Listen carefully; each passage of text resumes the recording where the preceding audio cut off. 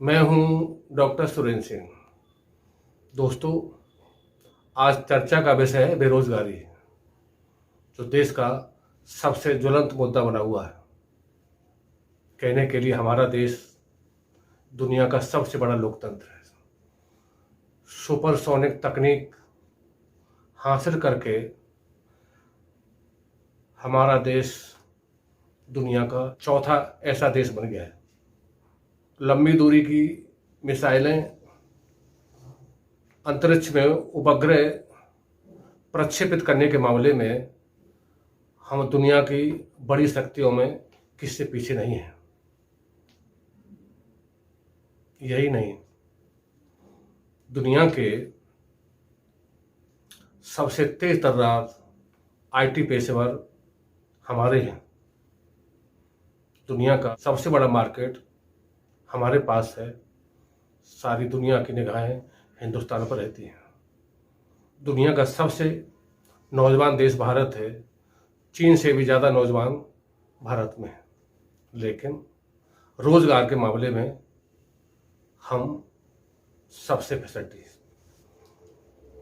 मैं America, Germany जैसे देशों की बात नहीं कर रहा हूँ। यहाँ बेरोजगारों को भी इतना बेरोजगारी भत्ता दे दिया जाता है कि मौज करते हैं।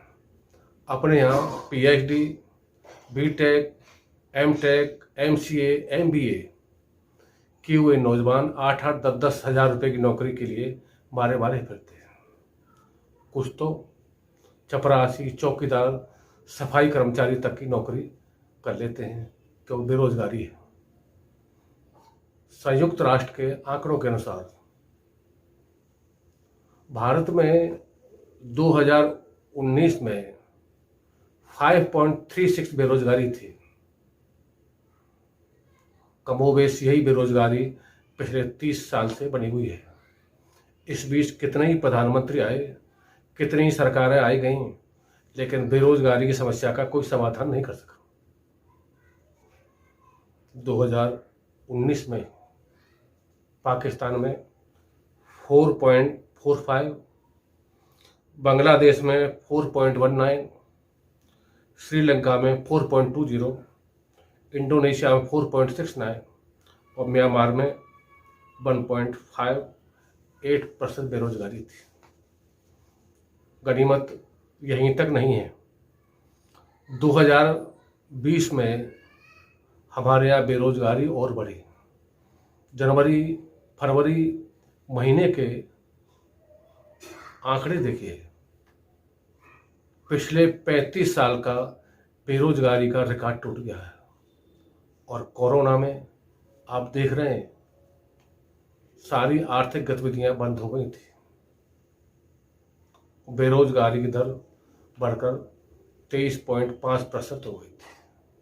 ये स्वाभाविक है, लेकिन दिक्कत ये है, अब जबकि लॉकडाउन खत्म हो रहा है, अनलॉक चल रहा है, काफ़ी गतिविधियां चालू हो गई हैं, लेकिन बेरोजगारी की समस्या अभी भी सुरसा के मुंह की तरह मुंह फैलाई खड़ी है। स्थिति का अनुमान हम इस तरह लगा सकते हैं कि कोरोना के कारण करीब 12 करोड़ 20 लाख लोगों की नौकरियां गई थी।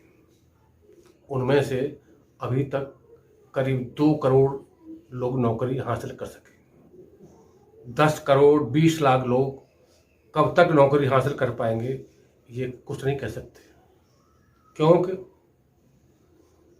तमाम कंपनियों ने अपने दरवाजे हमेशा हमेशा के लिए बंद कर लिए हैं। लाखों उद्योग धंधे बंद हैं।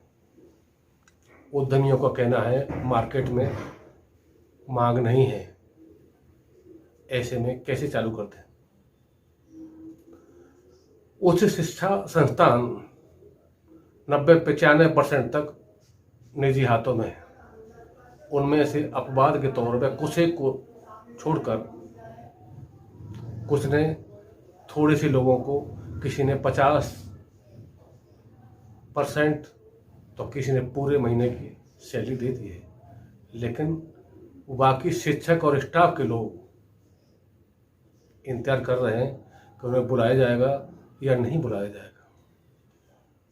सिनेमाघर, होटल, रेस्टोरेंट, मैरिज होम और ऐसे ही तमाम संस्थानों में जबरदस्त बेरोजगारी है। सब के सब लोग घर बैठे हुए हैं। कुछ आईटी और अन्य कंपनियों ने छटनी कर दी थी।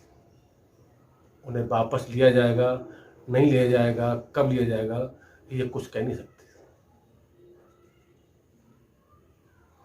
अनेक कंपनियों ने कोरोना से पहले साक्षात्कार लिए थे, लोगों को अपॉइंटमेंट दे दिए थे, उन्हें वो ज्वाइन नहीं कराया जा रहा है। ये अनुमान है कि सब कुछ सामान हो जाने के 1 साल बाद तक भी बेरोजगारी की समस्या खत्म नहीं होगी। हम उनकी बात नहीं कर रहे हैं जो पहले से बेरोजगार हैं। कोरोना काल में जितने लोग बेरोजगार हुए हैं उस सबको हाल फिलहाल नौकरी मिलने की उम्मीद नहीं है। इस निराशा में हजारों लोग आत्महत्या कर चुके हैं।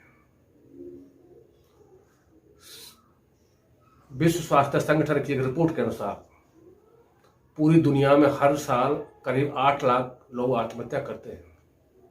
उनमें से 21% केवल हिंदुस्तान में होते हैं। सबसे ज़्यादा आत्महत्याएं हिंदुस्तान में होती हैं। बेरोजगारी के कारण ये आत्महत्याएं और बढ़ेंगी। जो आत्महत्या नहीं करेंगे उनमें से कुछ लोग अपराध की दुनिया में जा सकते हैं। इससे कानून व्यवस्था की समस्या पैदा हो सकती है। इन्हीं सब चीज़ों को देखते हुए 5 सितंबर को देश में नौजवानों ने थाली बजाकर सरकार का ध्यान आकृष्ट किया था कि सरकार जागे और उनके लिए इंतजाम करे। सरकार कह रही है कि नई शिक्षा नीति रोजगार परक होगी, उसमें तकनीकी शिक्षा दी जाएगी, फिर बेरोजगारी की समस्या नहीं होगी।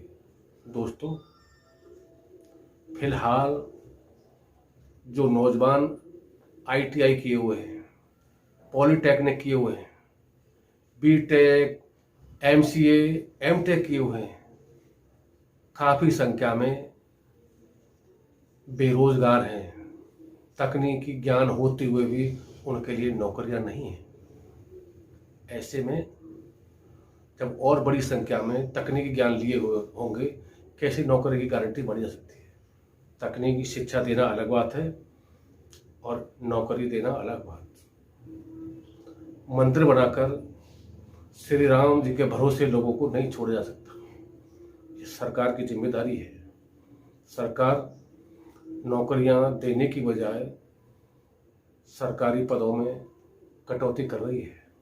ठीक है, सबको सरकारी नौकरी नहीं मिल सकती, सरकार को अपने खर्चे भी घटाने हैं, लेकिन लोगों के लिए ऐसी परिस्थिति पैदा करना, नीति बनाना जिससे रोजगार मिल सके, ये सरकार की जिम्मेदारी है। जय हिंद, जय भारत।